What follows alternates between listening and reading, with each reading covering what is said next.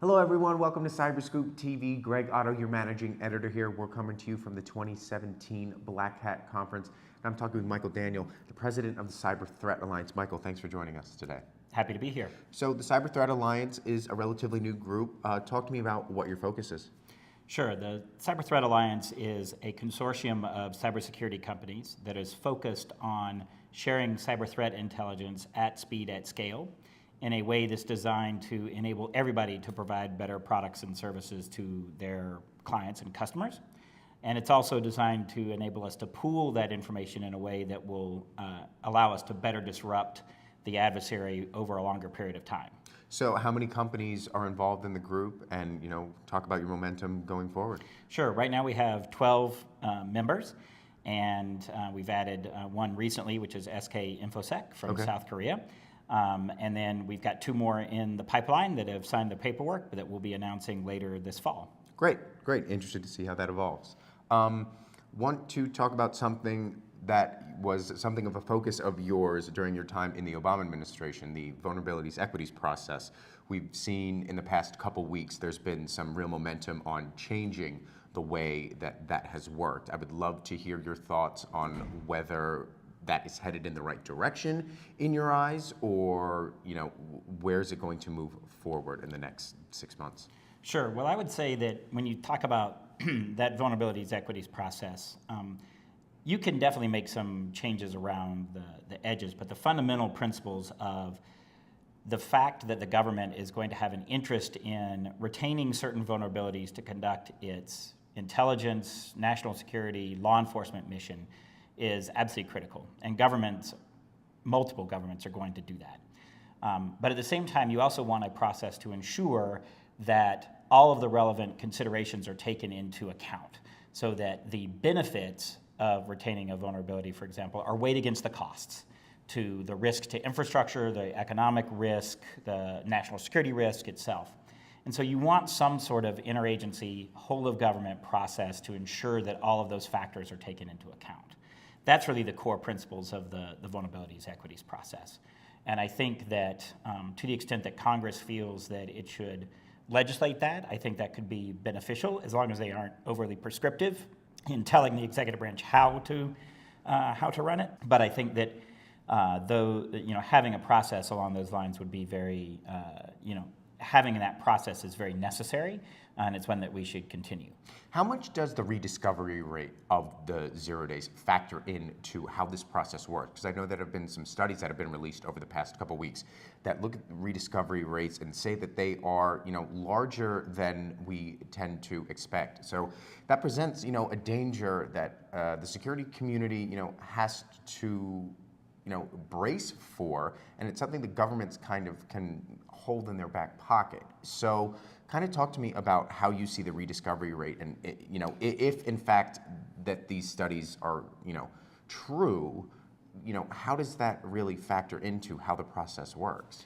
Sure. So one of the principles that we also established with the VEP was that if we made a decision to retain a vulnerability and not disclose it, that decision was not permanent and would be revisited on some sort of regular calendar. And you could set that, come back to it in a year, come back to it in 6 months, come back to it in 3 months, depending on the risk that we assessed went with it. And certainly my working assumption was if we can find it, so can somebody else. And so that was actually one of the things that we were always on the lookout for, was did we start to get any indication that somebody else had discovered it? And if that was the case, then that started to weigh very heavily towards disclosure. Okay. And so that was a factor that certainly weighed in the decision calculus. Okay. So with the numbers growing, do you think that any sort of change to being a little bit faster with the disclosure could help? Or is it going to be more at the discretion? Is it still going to be more at the discretion of what the White House or the NSA wants to do? Well, the default position was always that we were going to disclose. And if you made a decision not to do that was, you had to make an affirmative decision to retain. Otherwise, the default position was that we were going to disclose the vulnerability as soon as we could. And I don't think that will. I don't really see that changing. Now, I do think that there, there are ways that you could speed up the review process and try to make it more streamlined, and that could be beneficial. I would love to hear your opinion on how you think the shadow brokers has changed this process, because as we've seen, the tools that were leaked by the shadow brokers had to be patched by Microsoft.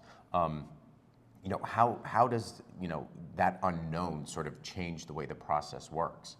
Well, I think it just reinforces the fact that none of these tools, exploits, vulnerabilities are going to stay secret for forever, and whether that was the result of an insider or through a mistake, or however the shadow brokers got their hands on those tools, to the extent they actually are U.S. government tools, it just reinforces the fact that none of those things stay inside, for forever, and you need to be prepared for that to happen. And so, in my view, it puts a premium on paying attention to those sorts of things, making the decision making a review part of the regular process, and then being prepared for moving very rapidly to address any sort of leaks along those lines. And you need to do that planning ahead of time.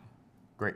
So let's focus a little bit more on the attacks that we've seen in the past couple weeks, specifically the attempts to attack energy companies within the U.S. We're starting to see more and more critical infrastructure being targeted. What can we do differently, and how can these companies adapt to the threats as they continue to grow?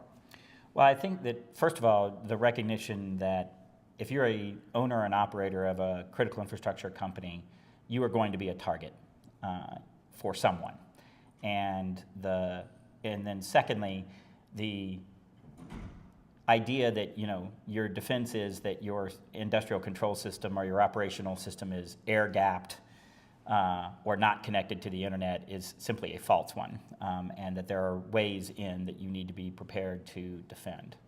And then third, I think that we just need to begin to come to some sort of policy understanding about how we allocate responsibility between the federal government and our private sector, and how we want to allocate those responsibilities and share information, and do that in a much more holistic, seamless way than we're able to right now. Okay, so on the critical infrastructure front too, there was a push toward the end of the administration to classify voting machines and voting infrastructure under critical infrastructure. And there were a lot of pushback from the states. I'm kind of wondering your perspective on how that process played out and why you think the states have been so, not negative, but why the states have been so hesitant to adopt what DHS has been asking them to do. So I think at a very fundamental level, we should treat our electoral infrastructure with the same degree of criticality that we treat our power grid, our financial services sector, our healthcare sector. It is extremely important and critical to the functioning of our democracy. So by any definition of critical infrastructure, the voting infrastructure is critical. Now that in and of itself does not tell you then how you actually protect it. Right, and I think what the states were concerned about was federal overreach. Okay. This is a power that they guard very jealously, and that from a federalism standpoint, we actually want to be controlled by the states and not have the federal government take a heavy hand there. That's one of the checks and balances and safeguards we have. But it is also probably the case that expecting an individual state, or in many states a county, because a lot of the elections are run at the county level, to take on a nation-state actor is also probably not realistic either. So what I would say is what we need to do is figure out ways to enable federal resources and nationwide resources to be made available to the states through a mechanism that is acceptable to the states, that can raise the level of cybersecurity across our entire country for that electoral infrastructure. But it's definitely a critical problem, and one that we should treat with the same degree of seriousness that we are concerned about the power grid or other parts of our critical infrastructure. Great. Michael, thanks for taking the time to speak with us today. Happy to do it. Thank you very much.